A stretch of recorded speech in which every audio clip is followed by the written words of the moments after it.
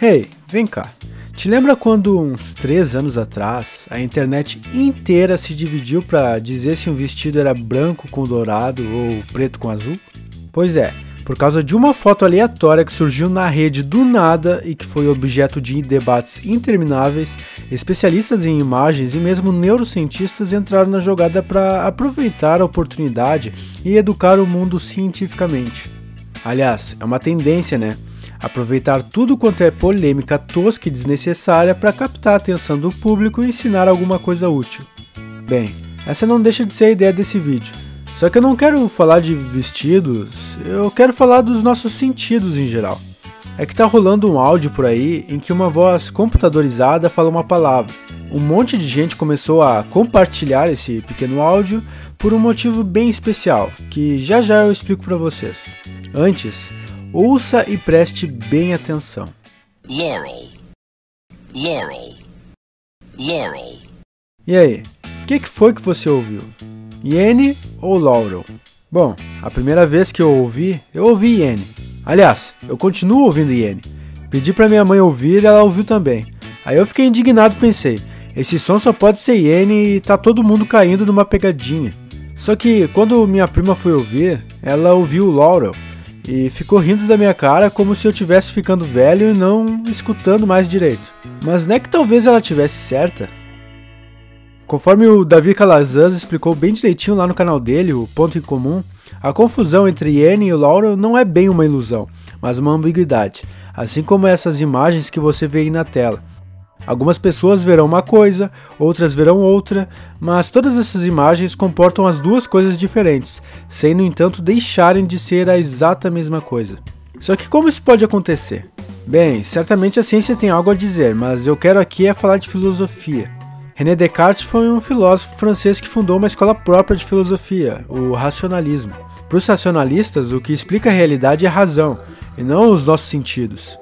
Veja bem, eu e você podemos discordar sobre ser Iene ou Laurel, mas a realidade é uma só, está em algum lugar por aí e nós podemos encontrá-la usando da nossa racionalidade como um guia.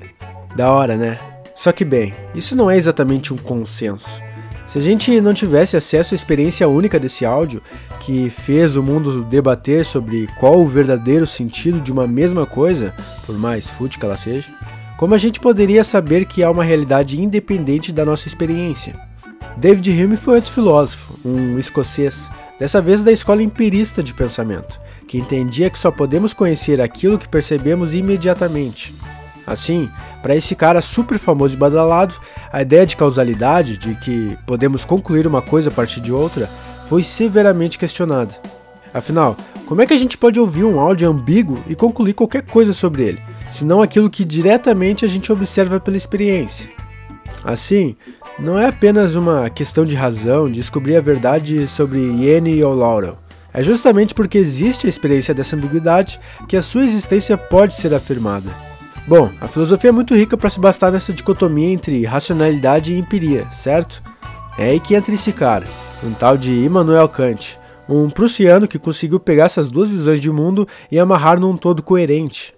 Para ele, era possível conciliar o realismo de senso comum, que seria a ideia de que as nossas representações correspondem às coisas, como se o áudio fosse mesmo aquilo que a gente ouviu, Laurel. e o fenomenismo, que seria uma espécie de redução de toda a realidade a essas representações que chegam até nós. Dessa forma, o Kant conseguiu mostrar que existem certas categorias que não dependem da experiência e que são indispensáveis para a gente poder ter alguma experiência nesse mundo, como a quantidade, a qualidade, a relação e mesmo a modalidade. Ao mesmo tempo, sem o conteúdo da experiência, sem a gente ter contato com Iene ou Laurel, essas abordagens são vazias. Ou seja, a experiência com esse áudio sequer poderia fazer sentido após toda essa explicação, não é mesmo? Para além desses caras mais icônicos, diversos outros filósofos dedicaram e ainda dedicam suas vidas a entender como nossa mente percebe a realidade, como essas categorias se relacionam com as nossas experiências, se esses fenômenos são realistas ou se existe uma realidade inatingível que vai além do que a nossa mente e interpretação alcançam, etc, etc, etc. No fim das contas, a verdade pode sim estar lá, em algum lugar, e ser independente da nossa experiência. Kant mesmo chamava isso de númeno, que seria o contrário do fenômeno, pelo qual nossa mente interpreta a realidade. Ainda assim, essa mesma realidade que está posta aí pra gente só faz sentido quando a gente interpreta ela. E é para isso que serve a ciência, com seu método de investigação empírica e, claro, a própria filosofia com a sua abordagem crítica e racional. Como o jornalista científico Brian Resnick bem alertou lá na Vox, a verdade pela qual assentamos o mundo é filtrada pelas nossas interpretações. E essas interpretações são de diversos tipos. Enxergamos as coisas porque nossos olhos filtram a luz, sentimos seus cheiros porque nossos narizes estão operando. E, claro, a gente ouve seus sons porque nossos ouvidos são capazes de filtrar diferentes ondas sonoras, algumas mais agudas, outras nem tanto, para fazer nosso cérebro interpretar ou Iene ou Laurel. Mas, no fim das contas, a percepção que temos da realidade, esse filtro que nossos corpos orgânicos aplicam àquilo que está posto e precisa ser percebido, não são a verdade absoluta. Entretanto, desde nossas impressões mais básicas até nossas convicções políticas e ideológicas, assim que firmamos pé no entendimento da realidade, é difícil abandoná-lo. Somos teimosos em ver as coisas diferentes, e a maldita Iene não me deixa enganar.